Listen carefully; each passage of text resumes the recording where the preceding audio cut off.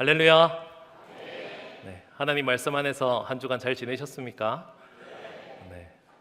다들 많이 비참해 보이시네요. 네, 어깨도 이렇게 좀 굽어 있는 것 같고, 우리의 비참한 가운데서 하나님이 긍휼과 은혜를 베풀어 주시는 한 주간이었음을 기뻐함으로 믿으시는 여러분 되시길 바랍니다.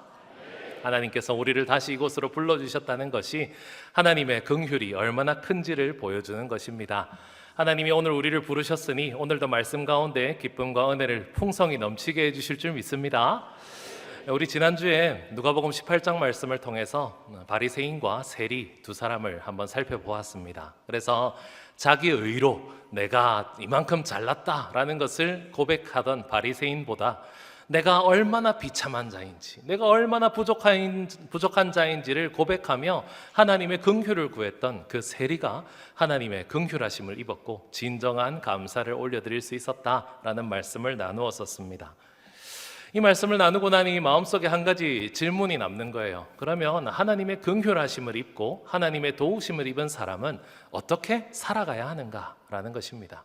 하나님이 이 비참한 우리를 이렇게 건져주셨는데 그러면 그걸 아는 사람은 어느 방향으로 나아가야 하는가에 대해서 오늘 본문 느헤미야 8장에서 그 해답을 찾아보려고 합니다.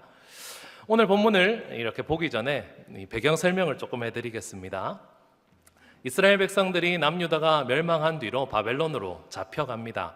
그리고 나서 이 바벨론에서 나라를 잃은 슬픔으로 살아가고 있다가 한 70년쯤 지났을 때 다시 예루살렘으로 돌아오는 1차 귀환자들이 있었습니다. 70년이나 된 세월이 지났으니까 꽤 시간이 많이 지났죠. 한 세대, 두 세대 정도 지나간 뒤에 예루살렘으로 돌아온 그들이 성전을 다시 짓습니다. 성전을 다 짓고 나서 그리고 나서 또 70년 정도가 흐릅니다. 그리고 나서 제3차 귀환자들이 돌아오는데요. 이 3차 귀환자들은 돌아와서 성벽을 짓습니다. 그리고 나서 그 성벽을 짓고 난 직후에 있었던 사건이 오늘 본문 느헤미야 8장입니다. 벌써 포로로 잡혀간 지 140년이나 지났죠. 그리고 다시 돌아와서 성벽을 지어낸 이후입니다. 근데 이 성벽을 짓는 게 엄청 특별하게 지었습니다. 성벽을 짓는 기간이 총 52일밖에 안 걸렸습니다. 놀라시지 않네요. 우리 건축업을 하시는 분들은 얼마나 놀라운 일인지를 아실 겁니다. 예루살렘을 둘러싼 그 성전을 지키는 성벽을 지어 나가는데 모든 사람들이 이스라엘 백성들이 한 마음 한 뜻이 되어서 성벽을 지어 나가기 시작하는데 너무 빠른 시일 내에 너무 튼튼하고 안전한 성벽을 쫙 돌려서 지어낸 거예요. 전 여기서 마음에 질문이 하나 들어가더라고요. 이렇게 성벽을 멋있게 52일 만에 다 지어냈습니다. 그 직후에 우리가 해야 할 일은 뭐겠습니까? 중공 감사 예배 뭐 이런 거, 그죠? 아니면 이렇게 빨리 지어냈으니 다 같이 기뻐하면서 우리 성벽을 만들어냈으니 이제 우리 일상으로 다시 돌아가자라고 하면서 일상에서 열심히 살아가는 것, 뭐 그런 것들을 생각할 텐데요. 오늘 본문을 보니까 뭔가 이 이스라엘 백성들의 행보가 독특합니다. 방금 성벽을 다 지어냈어요. 그리고 나서 사람들이 한 광장에 모이기 시작합니다. 수문이라고 하는 그 수문 앞에 광장이 넓게 있었나 봐요. 그래서 그곳에 사람들이 다 모이더니 에스라를 불러서 이 학자 겸 제사장인 에스라에게 하나님의 말씀, 율법을 우리에게 읽어달라라는 요청을 하는 장면이 나옵니다. 이게 너무 이상한 거예요. 왜 이런 결정을 했을까? 이 이스라엘 사람들이 성벽을 짓고 할 때 동안 날마다 성경책을 옆에 두면서 매일 큐티하면서 말씀과 같이 이렇게 지냈던 사람들이면 모르겠는데요. 그렇지 않았습니다. 이 이스라엘 백성들이 하나님의 율법을 잘 아는 것도 아니었고 율법이 익숙한 사람들도 아니었어요.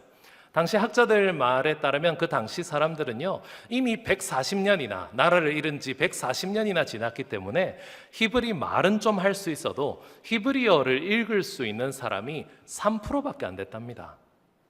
그러니까 성경 율법책을 갖다 줘도 읽을 수도 없는, 이해할 수도 없는 사람들이 가득했었는데 왜 이 이스라엘 사람들이 성벽 잘 짓고 나서 하나님 말씀을 듣고 싶습니다 라고 얘기를 했냐고요. 제가 생각할 때 이 이스라엘 백성들은 알았던 것 같아요. 뭘 알았냐면 성전을 지어내고 성벽을 지어낸다고 다가 아니라는 겁니다. 뭔가 내 성전을 짓는다는 건 내 마음의 안정을 찾겠다는 거예요. 그죠? 하나님이 우리 가운데 계신 것이 성전이잖아요. 그래서 성전을 지으면서 그래, 하나님이 우리와 함께 계신다라는 것을 마음의 안정을 얻었습니다. 성벽을 짓는다는 건 무엇입니까? 주변 나라들의 공격에서 이제 보호받는다는 뜻이잖아요. 그래서 성벽을 지었습니다. 내 일상도 안정을 얻었어요. 내 마음도 안정을 얻었고 내 일상도 안정을 얻었는데 마음 한켠에 뭔가 구멍이 뻥 나 있다는 거예요. 이게 다가 아니라는 겁니다.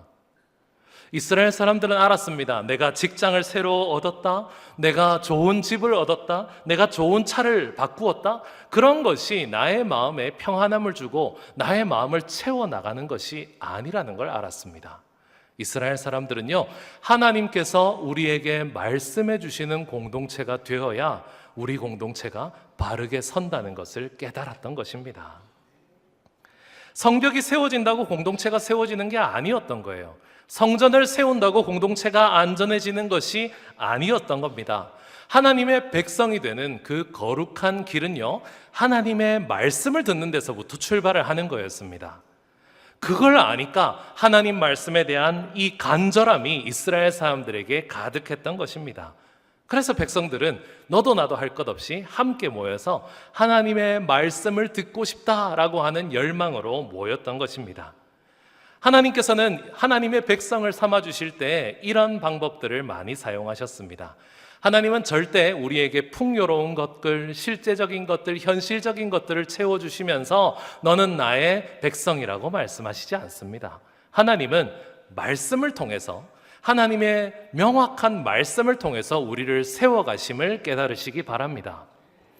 우리가 지지난주에도 말씀을 통해서 들었겠지만 하나님께서 세상을 창조하실 때 가장 먼저 하셨던 일이 무엇이었습니까? 하나님이 이르시되 였잖아요. 하나님은 세상을 창조하실 때도 말씀으로 창조하셨습니다. 그래서 빛이 있으라 에서부터 시작해서 하나님의 이 세상의 질서를 말씀으로 잡아 나가셨던 거죠. 이스라엘 백성들이 애굽에서 출애굽하여서 가나안 땅으로 들어갈 때 하나님께서 가장 먼저 뭘 하셨는지 아십니까? 홍해를 갈라서 그 홍해를 건넌 뒤에 하나님이 자신의 백성들을 시내산 앞으로 모으셨습니다. 시내산 앞에 다 같이 모여있는 백성들에게 하나님이 말씀하셨습니다. 나는 너의 하나님이 된다, 너는 나의 백성이 되어야 한다 라고 하면서 하나님 나라에서 살아가는 하나님의 백성으로서의 삶을 말씀으로 가르쳐 주셨던 겁니다. 그래서 이스라엘 사람들은 거기서 자신이 하나님의 백성임을 깨달았고 하나님의 백성된 삶으로서 출발할 수가 있었던 것이죠. 그래서 오늘 본문 느헤미야 8장이요, 참 재미있는 표현이 있는데 제2의 시내산 사건이라고 부릅니다. 학자들이 이 본문을 보면서 시내산에서 나왔던 그 사건이랑 너무 닮았다는 거예요. 애굽에서 나와서 시내산 앞에서 모였던 것처럼 바벨론에서 포로로 잡혀갔던 사람들이 다시 예루살렘으로 돌아와서 수문 앞 광장에 모이기 시작합니다. 하나님께서 시내산 앞에서 말씀하셔서 율법을 주셨던 것처럼 여기 있는 이스라엘 백성들도 그 광장에서 하나님의 음성을 듣습니다. 그리고 나서 출발하는 거예요. 하나님 나라의 백성으로서의 삶을 출발합니다. 하나님은 우리에게 말씀을 주십니다. 그러면서 우리를 세워나가는 분이심을 믿으시기 바랍니다. 저는 이 말씀을 묵상하면서 하나님께서 우리에게도 같은 질문을 하고 계신다라는 생각을 해보았습니다. 제가 이제 부임을 하고 한 달간 안식달을 잘 쉬고 내일 모레면 끝입니다. 얼굴에 서운함이 좀 보이십니까? 너무 잘 쉬었습니다. 우리 교회 배려에 너무 감사드립니다. 이렇게 쉬면서 교회를 왔다 갔다 하면서 교회분들과 인사하고 또 여러 교회를 이렇게 둘러보는데요, 참 중요한 걸 한 가지 깨달았습니다. 우리 함께하는 교회를 보니까 교회당이 너무 예뻐요, 그죠? 교회당 너무 예쁘고 예배드리는 공간이 너무 좋습니다. 특히 조명이 반짝반짝 하는데 와, 무슨 공연장 이상으로 너무 잘 돼 있더라고요. 그런데 제가 본 우리 함께하는 교회 성도님들은 그걸 중요하게 여기지 않는 것 같아요. 뭘 제일 중요하게 여기시냐 하면 말씀. 맞습니까? 말씀을 너무 소중하게 여기시는 거예요. 제가 한 달 동안 그걸 너무 많이 느꼈습니다. 왜냐하면 저는 제 평생 목회를 23년 사역을 하면서 제일 많이 들었던 요청이요, 목사님 설교는 30분 안에 끝내주셔야 합니다 였거든요. 근데 웬걸 처음에 이 부활절 특별기도회 때 설교를 하러 왔더니 준비를 할 때 계속 경고를 하시는 거예요. 고 무슨 장로님께서 목사님 설교는 꼭 1시간 해주셔야 합니다 라고 해서, 아이고, 평생을 30분 안으로 끊어달라는 요청만 듣던 제가 너무 신선했습니다. 야, 설교를 이렇게 길게 하는 것을 원하는구나.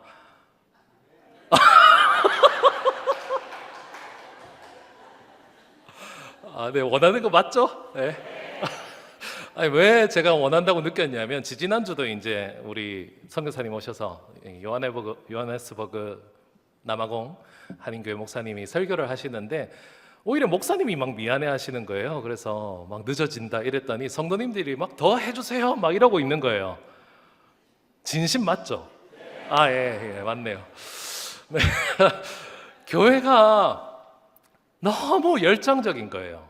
그냥 공간이나 아니면 내 인생이나 이런 게 중요한 게 아니고 하나님 말씀 듣고 싶어서 열정적인 교회다라는 걸 느꼈습니다. 그리고 토요일 날 이렇게 교회도 와서 인사도 하고 또 둘러보고 하는데요, 얼마나 섬기시는 분들이 많으신지 청소를 하는데도 팀별로 돌아가면서 하시더라고요. 식사 준비도. 근데 너무 하고 싶어들 하시던데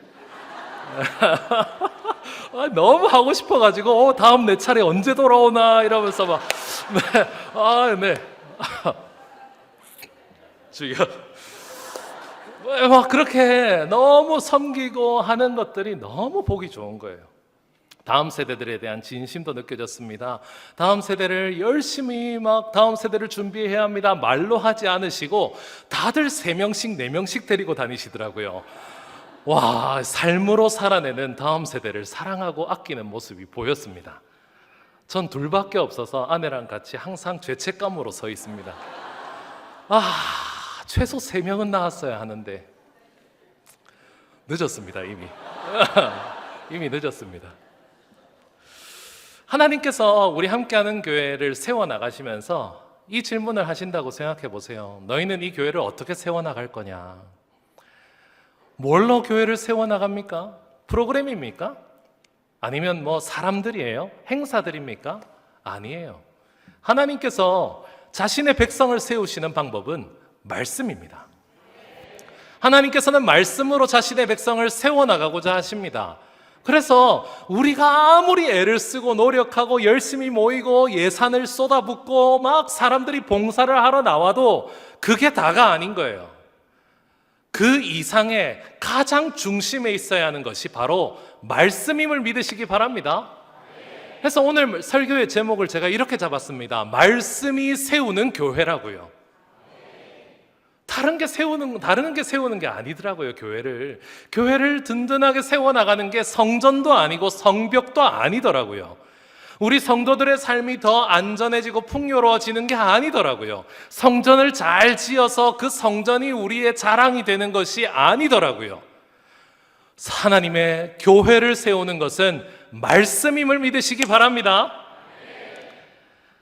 저는 이 본문을 준비하면서 제 자신에게도 동일한 질문을 했습니다. 왜 이 설교를 2번째 하면서 이 본문을 자꾸 마음에 주실까?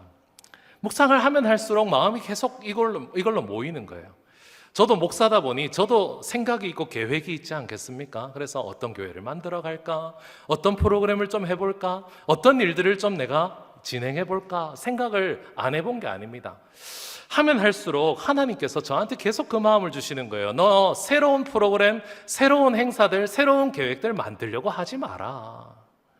더 화려한 프로그램을 만들려고 하지 마라 라고 하시면서 오히려 더 오래되고 더 간단한 일을 저에게 자꾸 얘기하시는 거예요. 말씀으로 공동체를 세우라는 것입니다.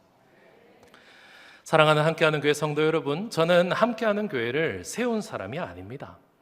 저는 여기까지 이끌어 온 사람도 아닙니다.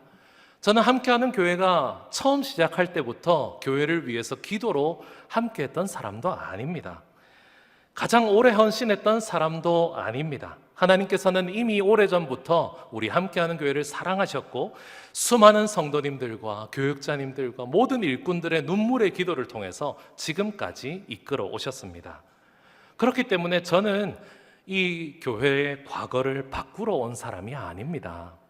하나님께서 지금까지 인도해 주신 우리 함께하는 교회의 발걸음을 존중하면서 그 위에 하나님께서 원하시는 다음 걸음을 함께 걸어가라고 저를 불러주신 줄 믿습니다. 그리고 그 걸음에 가장 중요하고 가장 오래된 가치는 바로 말씀이라고 자꾸 말씀해 주시는 거예요. 말씀으로 다시 시작합시다. 빠른 변화보다 바른 길로, 바른 방향을 붙드는 우리 교회가 되길 바랍니다. 눈에 보이는 성장보다 말씀 위에 사람을 세워나가는 교회가 되길 바랍니다. 왜냐하면 하나님의 백성들이 성전과 성벽을 지어냈어도 결국 그 마음속에 간절했던 것은 하나님의 말씀이었기 때문입니다. 전 앞으로도 이 원칙을 놓치고 싶지 않습니다. 하나님 말씀을 함께 읽고 함께 나누고 함께 깨닫고 함께 살아내는 그런 공동체가 될 수 있기를 간절히 축복합니다. 그럼 오늘 느헤미야는 오늘 이렇게 묻습니다. 그럼 하나님 말씀으로 세워지는 교회는 어떤 모습이겠냐라고 하면서 오늘 본문에 이 교회의 아름다운 모습을 하나씩 보여주시는데요. 우리 교회랑 너무 많이 닮았습니다. 첫 번째로 제가 발견한 것은 바로 언약 공동체입니다. 우리 함께 한번 읽어봅시다. 언약 공동체. 오늘 본문 1절에 보면 백성들이 나오는 장면이 나오는데요. 백성들이 다 모일 때 무슨 표현이 나오냐면 일제히라고 나옵니다. 하나님의 백성들이 일제히 수문학 광장에 모였더라 라고 하는 단어가 나오는데 이 일제히라는 단어가 원어로 풀어서 번역을 하면요, 한 사람같이입니다. 한 사람같이 모였대요. 나이도 다 다릅니다. 살아왔던 환경도 다 달라요. 내가 가지고 있는 재물의 크기도 다 다릅니다. 성격도 다 다릅니다. 그런데 참 신기하게도 한 사람같이 나왔대요. 어떻게 하나가 될 수 있습니까? 다른 환경 속에서, 다른 상황 속에서 어떻게 하나가 될 수 있습니까? 한 교회로 묶어주셨기 때문에 그런 겁니다. 그리고 한 말씀을 듣기 때문입니다. 한 하나님을 믿기 때문입니다. 그래서 하나의 공동체임을 믿으시기 바랍니다. 우리가 서로 의견이 다 같기 때문에 하나의 공동체인 것이 아닙니다. 모두가 다 같은 생각을 가지고 세상을 살아가기 때문에 우리가 하나인 것이 아니에요. 한번 둘러보십시오. 교회는요, 한 명이 모이면 하나의 생각이고 10명이 모이면 10개의 생각이고 1000명이 모이면 1000개의 생각들이 모입니다. 생각들이 다 달라요. 전부 다 의견이 다릅니다. 중요하게 생각하는 것도 다르고요, 방향성도 다릅니다. 교회가 무슨 일을 해야 하는지에 대한 이 간절함과 갈급함도 다 달라요. 누구는 선교가 가장 중요하다 하고, 누구는 다음 세대가 중요하다 하고, 누구는 뭐 다른 사역들이 더 중요하대요. 다 다릅니다. 생각들도 다 다르고 의견도 다 다릅니다. 하지만 우리가 하나인 이유는 무엇입니까? 하나님의 언약, 하나님의 말씀 안에서 우리가 하나로 모였기 때문에 하나인 것입니다. 저 너무 좋더라고요. 오늘 이 광고 영상 뒤에 청년부 리더 MT 갔던데 옆에 글이 쭉 올라오는데 감동받았습니다. 혹시 아까 보셨어요? 우리는 길들여지지 않습니다. 와, 청년이 야성이 있어야 청년 아닙니까? 막 이러면서 올라오는데 전 청년도 아닌데 야성이 막 확 올라오더라고요. 우리 의견은 다 다를 수 있습니다. 우리의 상황, 우리의 보는 눈은 다 다를 수 있습니다. 하지만 성령께서 평안에 매는 줄로, 우리 에베소서 4장 3절에 보면요, 평안에 매는 줄로 성령이 하나 되게 하신 것을 힘써 지키라라고 말씀하셨습니다.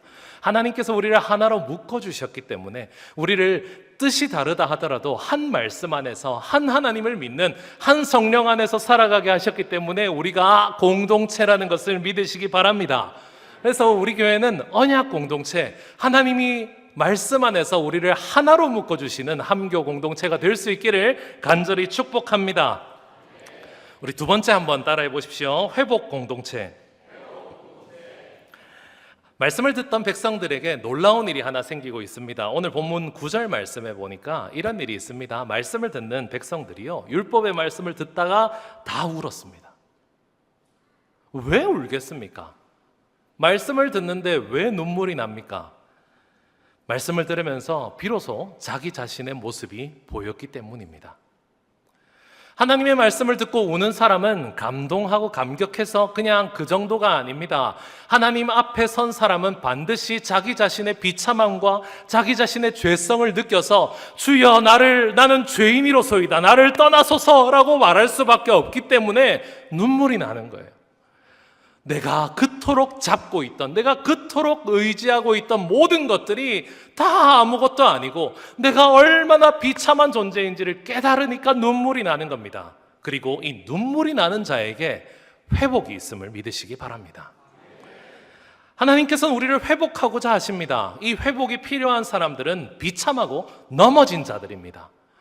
그냥 세상에서 힘든 일을 좀 겪었다, 지난주에 나를 괴롭히는 사람 때문에 눈물이 나고 내 재정 문제 때문에 눈물이 나고 그것 때문에만 눈물이 나는 것이 아니라요, 우리 모두 다 너무 비참하기 때문에, 내 존재가 너무나도 연약하고 내 존재가 너무나도 약하기 때문에 우리는 모두 다 회복이 필요한 자들입니다. 하나님께서는 무너진 성벽을 세우는 것이 아니라 우리의 영혼을 세우시는 분이심을 믿으시기 바랍니다. 제가 이 본문을 보면서 너무 기분이 좋은 말씀이 있었습니다. 이들이 막 울고 있으니까요, 에스라를 통해서 하나님께서 울지 마라고 얘기하시는 거예요. 울지 마라고 한참 얘기하시더니 10절에 가서 뭐라고 말씀하시는지 아십니까?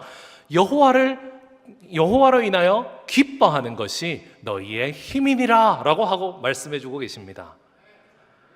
내가 막 비참해서 울고 쓰러져 있는 것, 내가 낙심하고 내가 좌절하고 있는 것이 끝이 아니라는 거예요. 내가 하나님 앞에서 연약함을 느끼고 죄책감을 느끼고 비참함을 느꼈을 때 그때 우리 마음을 깨끗하게 씻어주는 하나의 음성이 있는 겁니다. 여호와로 인하여 기뻐하는 것이 우리의 힘이니라. 여호와로 인해서 기뻐하는 것이 우리 마음속에 회복될 때 우리는 회복 공동체가 될 줄 믿습니다. 하나님께서 말씀하여 주실 때 우리의 영혼이 회복되고, 하나님이 말씀해 주실 때 우리의 자존감이 회복되고, 하나님으로 인해서 우리가 다시 일어설 수 있는 것, 그것이 바로 우리를 회복 공동체로 불러주신 하나님의 뜻임을 믿으시기 바랍니다. 세 번째는요, 예배 공동체입니다. 따라합시다. 예배 공동체. 오늘 본문 느헤미야 8장을 읽어보면요, 나중에 오늘 읽었던 말씀 뒤에 이스라엘 백성들이 다시 초막절을 회복하는 장면이 나옵니다. 하나님의 말씀을 받은 사람들이 다시 예배를 회복하는 거예요. 하나님 앞에 절기를 지켜나가기 시작하는 겁니다. 그 예배가 다시 회복되는 모습을 보면서 전 참 많이 부러웠습니다. 제가 성경 인물 중에 참 좋아하는 인물인데요, 다윗이 시편 122편에 뭐라고 고백하는지 아십니까? 시편 122편의 1절에 보니까요, 누가 다윗한테 성전으로 갑시다 라고 얘기를 했나 봐요. 그랬더니 다윗이 뭐라고 하는지 아십니까? 너무 기쁘대요.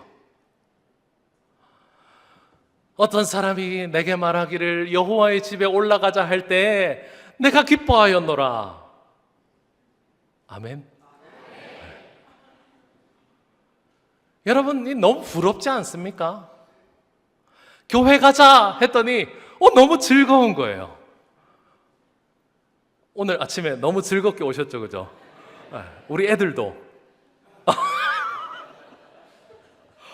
교회 가자, 예배 드리자 하니까 너무 기쁜 마음이 들었다는 거예요. 다윗이 교회를 생각만 해도 교회를 가고 싶은 마음이 막 드는 겁니다. 왜 그랬을까요? 교회에 맛있는 거 숨겨놨습니까?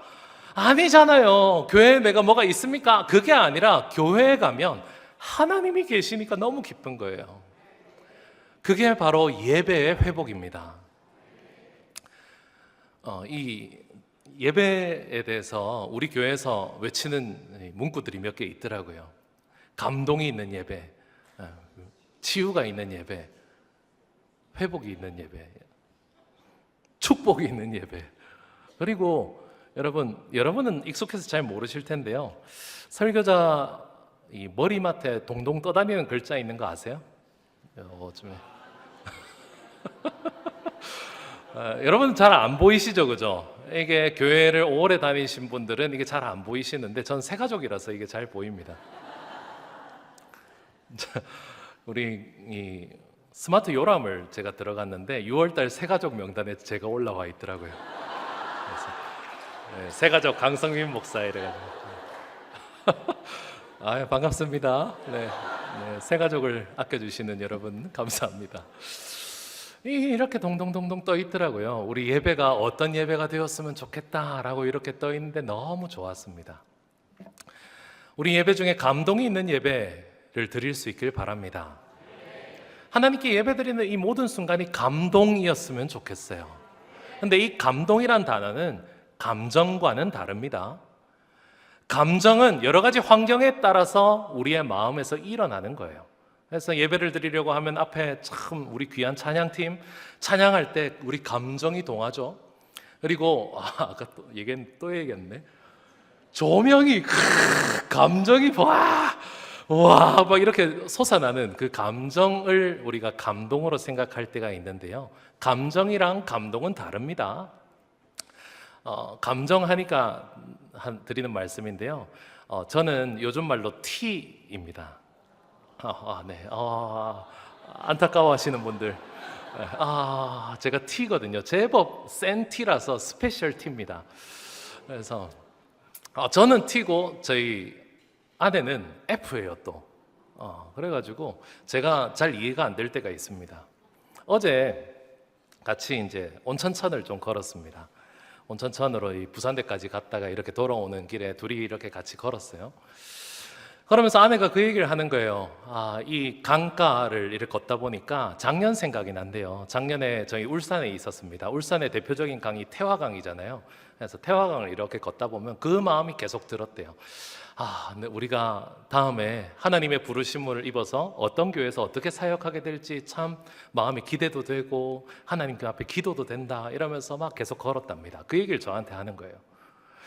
너무 이상한 거 있죠. 저는 걸을 때 어떻게 걷는지 아십니까? 500m 남았다. 300m 남았다. 왜 사람들이 지하철을 만들었는지 아느냐? 걷지 말라고 지하철을 만든 거다 이러면서 어제도 이제 부산대에서 장전역 지나서 이렇게 계속 오는데 저 지하철을 내가 왜 안 타고 걷고 있나 이러면서 이제 저는 그러고 걷는데 아내는 막 하나님께서 나에게 주시는 그 감정과 막 이 바람의 향기와 이런 것들을 자꾸 맡아요. 아직도 이해가 안 됩니다. 하여튼 이 감정으로 하나님께 나아가는 거는 감동은 아니에요. 우리가 감정으로 하나님을 만날 수는 있습니다. 그런데 그건 뭔가 빠져 있는 거예요. 구멍이 뻥 나 있는 하나님과의 만남입니다. 사랑하는 성도 여러분, 예배가 감동이 되시길 바랍니다. 예배가 감동이 되는 것은 어디부터 출발을 하냐면요, 하나님의 말씀이 우리 가운데 들어올 때 감동이 됩니다. 그냥 이성적으로 머리만 채워지고 감정적으로 내 마음만 채워지는 그게 아니고요, 감동은 하나님의 말씀에서부터 옵니다. 그래서 우리의 예배가 기뻐서 오는 예배, 정말로 하나님을 만나는 그 감동을 사모해서 오는 예배, 하나님을 더 가까이 하고 말씀을 듣고 싶어서 이 예배 자리로 가고 싶은 예배가 될 수 있기를 간절히 축복합니다. 또 하나는 치유가 있는 예배입니다. 우리는 가지고 있는 상처들과 어려움들과 힘듦이 있죠. 우리의 약함이 어떻게 치유될 수 있겠습니까? 말 한마디로 되는 게 아니에요. 그냥 사람의 위로로 되는 게 아닙니다. 제가 특별히 T라고 그랬잖아요. T가 제일 싫어하는 말이 뭔지 아십니까? 어떡해입니다. 아니, 문제가 생겼는데 옆에 와가지고 어떡하냐 막 이러고 있는 거예요. 난 지금 T인데 문제를 해결해야 하는데, 근데 F는 그거 해달라네요. 그래가지고 아내가 막 힘들 때 어떻게 이거 해주고 있습니다. 어떡하죠? 네. 그 말 한마디로 치유가 됩니까? 아니더라고요. 사람의 말도, 우리의 상식도, 우리의 생각도, 우리의 지식도 우리를 치유하지 못합니다. 하지만 우리의 예배에는 말씀이 있기 때문에 치유됩니다. 하나님의 말씀이 우리를 자유케 합니다. 하나님의 말씀이 우리를 쉬게 합니다. 그래서 마태복음 11장 28절에 수고하고 무거운 짐진 자들아 다 내게로 오라, 내가 너희를 쉬게 하리라 말씀해 주고 계십니다. 하나님이 말씀이 육신이 되신 예수 그리스도께 나아가는 것이 우리의 참된 쉼이고 참된 회복임을 깨달으시는 여러분 되시길 바랍니다. 또한 축복이 있는 예배입니다. 우리가 흔히 축복이라고 하면 내가 원하는 것, 내가 간절히 바라는 것을 받았을 때 복을 받았다라고들 얘기를 하더라고요. 그런데 성경이 말씀하는 축복은 그와 다릅니다. 오늘 본문 10절에도 무엇이 복이라고 했습니까?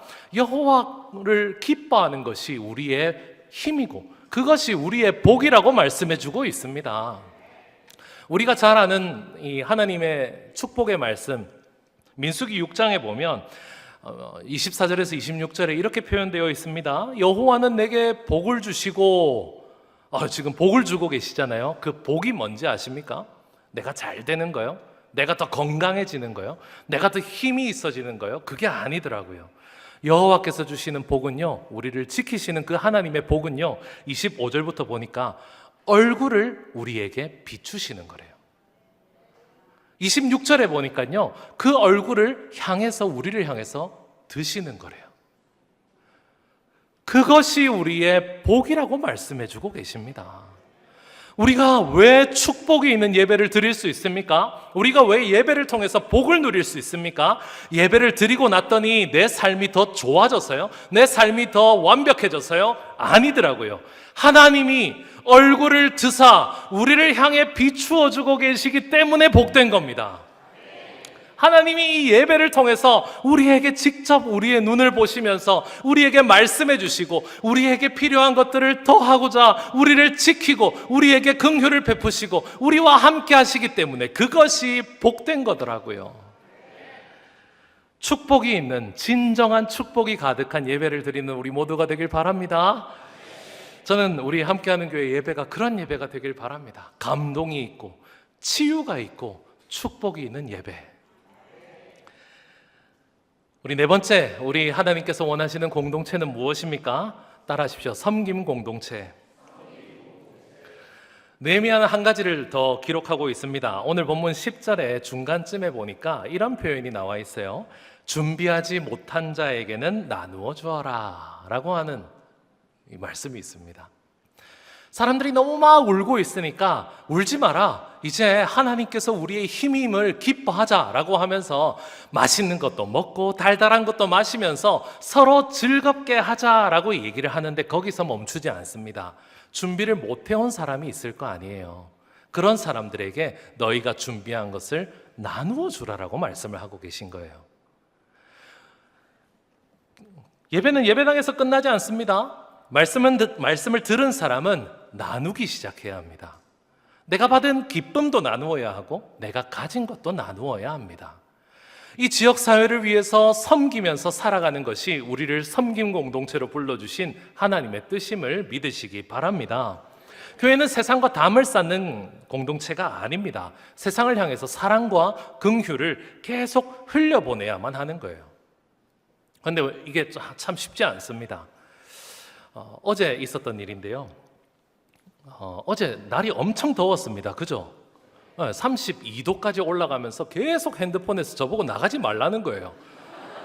그래서 안 그래도 나가기 별로 안 좋아하니까 너무 고맙더라고요. 그래서 알겠습니다 하고 이제 안 나가겠다고 딱 했는데 굳이 나가겠다는 인간이 굳이 나가겠다는 자가 한 명 있더라고요. 그게 누구냐면 저희 둘째 아들입니다. 초등학교 6학년 남자인데요. 안 나가면 안 되는 병이 걸렸는지 32도의 자외선이 그렇게 내려쬐는데 나가겠대요. 굳이 나가서 학교를 가서 야구를 하고 오겠다는 겁니다. 공을 던지고 굳이 치고 오겠다는 거예요. 이해가 너무 안 됐지만 제가 한 가지 제안을 했습니다. 그러지 말고 이 함께하는 교회 1층에 보면 풋살장이 하나 있는데 거기 햇빛도 없고 거기 공 던지기 딱 좋다. 그래서 거기 가자 이랬어요. 그랬더니 애가 쭈뼛쭈뼛 하는 거예요. 친구들이 5명이나 있대요. 내가 딱 태워줄게 했는데 막 걱정을 하면서 뭐라고 얘기하는지 아십니까? 거기 가면 앞으로도 교회도 안 다니면서 계속 거기 쓸 거 아니야 걔들이. 그래서 싫다 해. 그래서 싫대요.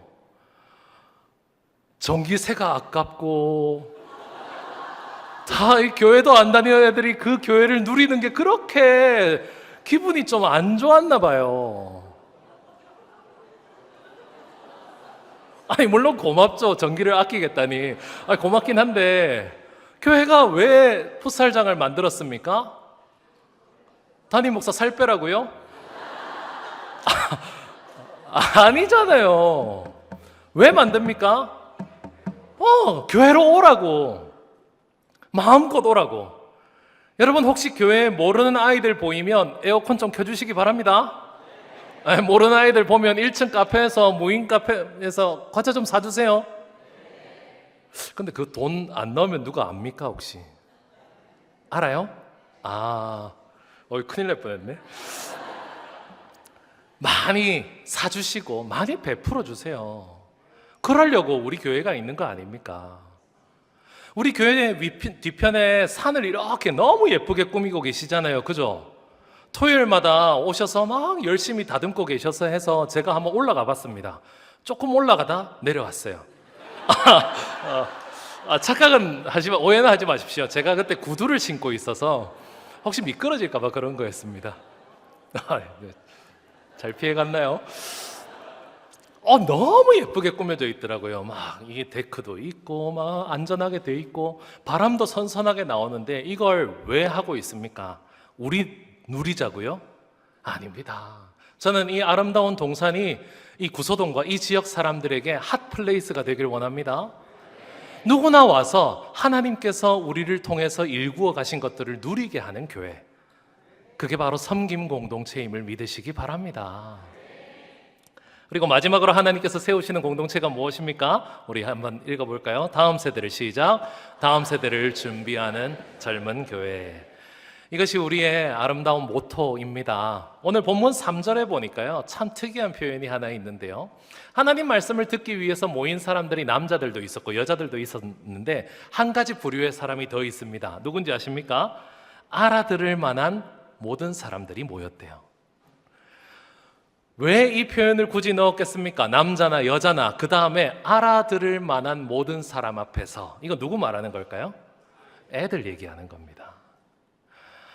이 성전에서 성벽을 짓고 광장에 모여서 하나님의 율법을 듣는데요, 이 사람들까지 모였다는 거예요. 누구요? 알아들을 만한 우리 자녀들이요. 우리 자녀들도 함께 하나님 말씀 안에서 세워지는 교회가 될 수 있기를 축복합니다.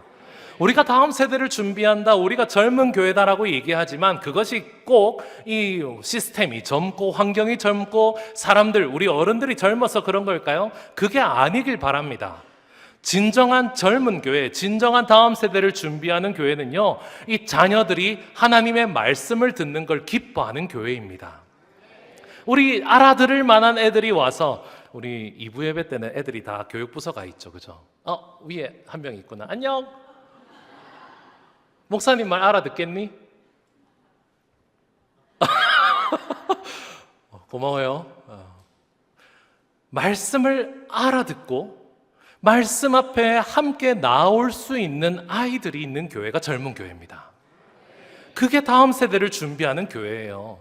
세상 말은 다 알아듣습니다. 애들이 세상 말은 정말 잘 알아듣습니다. 무슨 말이든 다 잘 알아듣더라고요. 혹시 영크크 무슨 말인지 아십니까? 젊다는 뜻이더라고요. 느크크는 약간 늙은이 같다는. 저는 뭔 말인지 모르겠더라고요. 이거 알면 느크크임 이러는데 이게 무슨 말인지 모르겠던데, 그거 애들은요 신나게 알아듣습니다. 요즘 새롭게 나오는 단어들이며 언어들이며 다 들어요. 그런데 설교 말씀, 하나님의 말씀은 그렇게 안 들린대요. 늙은 교회입니다. 사랑하는 함께하는 교회 성도 여러분, 우리 교회는 젊은 교회가 되길 바랍니다. 하나님의 율법을 알아듣고 깨닫는 데 아이들이 제외되지 않길 바랍니다. 우리의 자녀들이 하나님의 말씀을 듣고 하나님 말씀으로 새로워지고 하나님을 기뻐하는 곳이 나의 진정한 힘이라고 고백하는 아이들이 되길 바랍니다. 그런 교회가 다음 세대를 준비한다고 말할 수 있지 않겠습니까? 우리의 믿음이 다음으로 잘 이어져가는 교회, 나의 믿음, 나의 방식을 내려놓고 다음 세대들이 믿음 생활해 나갈 수 있도록 그 다음 세대의 귀에 들릴 수 있는 말씀과 다음 세대들이 하나님을 더 붙들 수 있는 사랑으로 가득 차도록 준비하고 노력하는 교회, 그런 다음 세대를 세워나가는, 준비하는 우리 함께하는 교회가 될 수 있기를 간절히 축복합니다. 사랑하는 함께하는 교회 성도 여러분, 저는 오늘 목회 계획을 말씀드리는 것이 아닙니다. 하나님께서 우리 교회를 지금까지 어떻게 세워 오셨는지, 그리고 그 중심에 하나님의 말씀이 왜 필요한지를 오늘 느헤미야 8장 말씀을 가지고 여러분과 함께 같이 바라보고 싶었습니다. 저는 함께하는 교회를 세운 사람이 아닙니다. 하지만 새로운 걸음을 시작하는 두 번째 걸음에 저를 불러주신 이유가 있다고 생각합니다. 그래서 저는 이 새로운 길을 개척해 나가는 것이 아니라 하나님께서 이미 우리 교회에 걸어가게 해주신 그 모든 발걸음에 더욱 분명하게 하나님의 말씀 위에서 함께 걸어가길 원합니다. 그래서 하나님께서 말씀으로 우리를 하나 되게 해주신 이 언약 공동체이자 상한, 비참한 우리의 영혼이 회복되는 회복 공동체이고, 또 하나님을 만나는 감동과 기쁨이 가득한 누구나 드리고 싶어지는 예배가 세워지는 예배 공동체고, 우리 스스로만, 우리만 기뻐하는 것이 아니라 지역사회와 이 지역을 위해서 섬김과 나눔을 실천하는 나눔 공동체이자 우리 다음 세대가 말씀 안에서 바르게 자라나가는 다음 세대를 준비하는 교회가 되기를 간절히 원합니다. 우리 교회를 생각하실 때 우리 교회 등록 인원이 몇 명인가, 우리 교회는 얼마나 큰가, 어느 지역에 있는가, 이런 걸로 우리 교회를 생각하는 우리들이 되지 않길 바랍니다. 우리 교회를 떠올렸을 때 가장 먼저 말씀이 떠오르길 간절히 축복합니다. 말씀이 우리를 세워주고 있는 교회다. 우리의 다음 세대가 이 세상 말씀이 아니라 하나님의 말씀을 붙드는 교회다. 우리 교회가 하나님 말씀을 힘입어서 세상을 섬기는 교회다.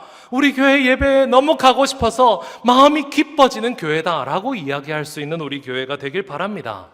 이건 사람 한두 사람 일로 할 수 있는 것이 아니에요. 저도 혼자 할 수 있는 길이 아닙니다. 우리 함께 갑시다. 함께 하나님 말씀 사모하고, 함께 하나님 말씀 공유하고, 함께 하나님 말씀을 나눌 수 있길 바랍니다. 우리 셀 모임이 세상의 그런 말씀들을 나누는 모임이 아니라 하나님의 말씀으로 기뻐하는 셀 모임이 될 수 있길 바랍니다. 우리 셀 모임이 배가 했다는 것만이 우리의 큰 기쁨이 되는 것이 아니라 우리 셀원이 하나님 말씀으로 인해서 삶이 바뀌었다는 것이 기쁨이 되는 우리의 셀들이 되길 원합니다. 하나님 말씀이 우리의 마음속에 들어오자 성전도 성벽도 중요하지 않고 하나님의 말씀이 우리 삶에 하나님의 자녀 되는 것에 가장 중요한 것이구나 깨닫는 우리들이 되길 바랍니다.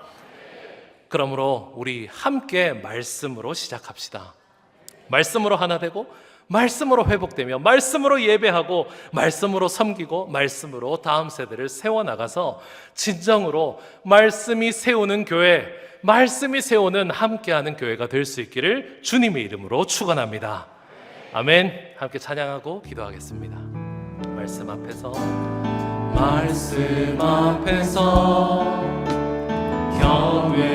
경외함으로 주께 홀로 섭니다. 생명의 말씀 읽고 순종해 주를 예배하리라. 기록된 말씀 힘이 있어서, 기록된 말씀 힘이 있어서 진리로 우리 거룩해 하며, 거룩한 말씀 세세 영원히 복음이 되어 말씀하시네. 하나님 말씀에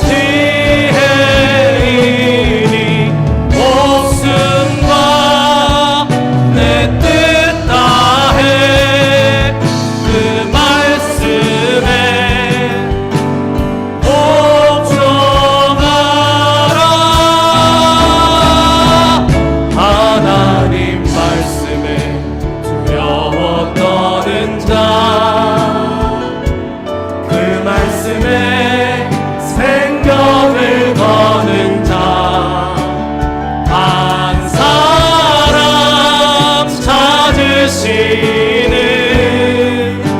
주님의 약속을 믿어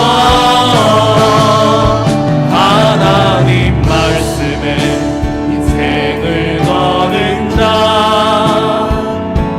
순종하며 주 따라가는 자 영원한 하나님 나라 일어날 주의 교회여 일어나라.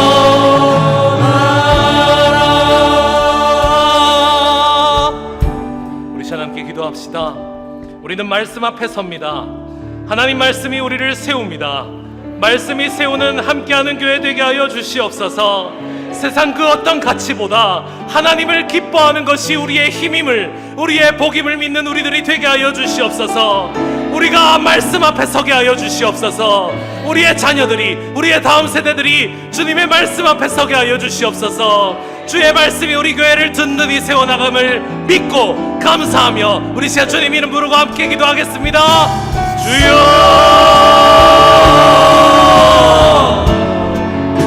주여. 주님의 말씀이 우리를 세움을 깨닫게 하여 주시옵소서.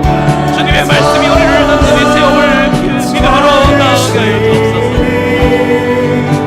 하나님께서 세워주신 아름다운 교회, 하나님께서 함께 하시는 아름다운 교회, 하나님의 말씀 안에서 하나가 되는 말씀 안에서 하나 되는 언약 공동체가 되게 하시고, 주여 우리의 연약하고 상한 마음이 주님 마음 안에서, 주님 말씀 안에서 새로워지는 회복의 공동체가 되게 하여 주시옵소서. 하나님을 만나는 기쁨이 우리 가운데 살아있게 하여 주옵소서. 감동과 감격이 있는 예배가 있게 하여 주시옵소서. 우리가 회복하고 축복을 누리는 예배의 공동체가 되게 하여 주시옵소서. 주님 사랑 안에서 세상 속으로 사랑을 흘려보낼 수 있는 섬김의 공동체가 되게 하여 주시옵소서. 우리의 믿음이, 우리의 말씀이 다음 세대로 이어지는 주님 아름다운 교회가 되게 하여 주시옵소서. 주여, 주님 아버지, 하나님께서 우리와 함께하여 주심을 감사드립니다. 주님의 말씀이 우리의 삶의 최우선이 되게 하여 주옵소서. 주여, 주님의 말씀이 우리의 삶의 모든 것이 되게 하여 주옵소서. 주님께서 말씀하실 때 나아가고, 주님의 말씀이 없으면 멈출 줄 아는 우리가 되게 하여 주시옵소서. 주님을 바라보는 우리들 되게 하여 주실 줄 믿습니다. 주님, 영원한 하나님 사모하는 우리들이 되게 하여 주시옵소서. 아버지,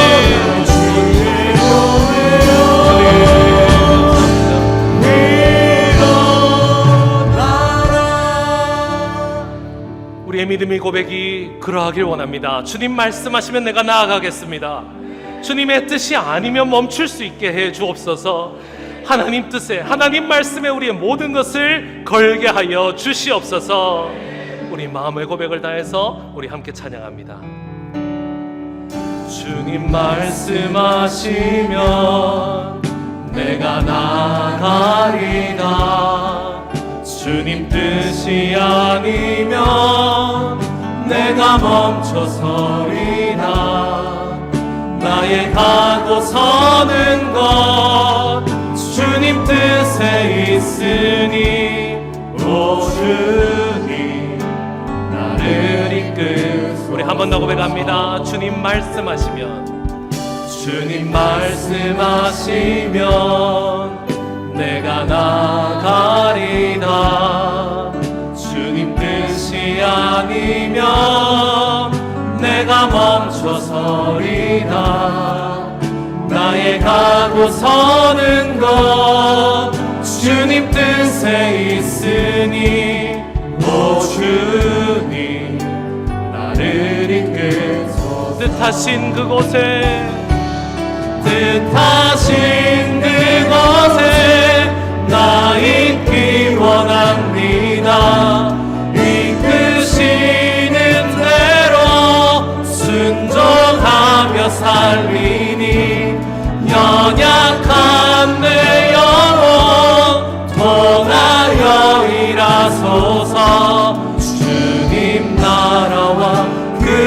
뜻을 위하여 뜻하신 그곳에 나 있기 원합니다. 이끄시는 대로 순종하며 살리니 연약한 내 영혼 통하여 일하소서. 주님 나라와 그 뜻을 위하여 오 주님 나를 이끄소서. 오 주님 나를 이끄소서. 오 주님 나를 이끄소서. 우리 한 번 더 고백합시다. 오 주여 나를 이끄소서. 오 주님 나를 이끄소서. 우리를 이끄시는 하나님 아버지, 말씀으로 우리를 인도하시는 하나님 아버지, 이 세상의 모든 가치보다 가장 소중한 것이 무엇인지 오늘 깨닫게 하여 주심을 감사드립니다. 우리의 마음의 안정보다, 우리의 육체의 안정보다 하나님의 말씀이 우리를 이끌게 하여 주시옵소서. 주님의 말씀이 우리를 세워주시옵소서. 말씀이 육신이 되어 우리 가운데 오신 예수 그리스도께서 우리를 새롭게 하여 주시옵소서. 예수와 함께 걸어가는 이 길이 하나님이 이끄시는 길임을 믿고 하나님과 함께 걸어가는 우리 모두가 되게 하여 주시옵소서. 주님, 우리의 삶이 우리의 힘으로 걸어간 것이 아님을 오늘도 고백합니다. 우리의 믿음으로 우리의 마음을 다하여 하나님께 예물을 올려드렸사오니 주님께서 받아주시옵소서. 하나님께 11조 예물과 감사의 예물과 목적의 헌금들을 드립니다. 우리의 힘이 우리에게서 나오는 것이 아니라 하나님의 말씀 안에서 나오는 것임을 오늘도 감사하고 감격하며 하나님께 드립니다. 주님께서 받으시고 귀하게 사용하여 주시옵소서. 우리를 위해서만 사용되는 것이 아니라 이 지역을 살리고 섬기는 일에 쓰임받을 수 있는 귀한 예물이 되게 하여 주시옵소서. 우리 가운데 늘 힘과 능력을 주시되 특별히 하나님을 기뻐하는 것이 우리의 힘임을 깨닫게 하여 주시는 한 주간을 살아가게 하여 주실 줄 믿고 감사드리옵고 이 모든 말씀을 살아계신 예수 그리스도 이름으로 기도드립니다. 아멘. 주 예수 그리스도의 은혜와 하나님 아버지의 사랑과 성령의 함께하심이 오늘도 기쁨으로 하나님을 발견해 나가며 하나님과 함께 걸어 나갈 때 주님의 말씀이 우리를 세워나감을 경험하는 우리 모든 함께하는 교회 성도들 위해 지금부터 영원토록 함께 있을지어다.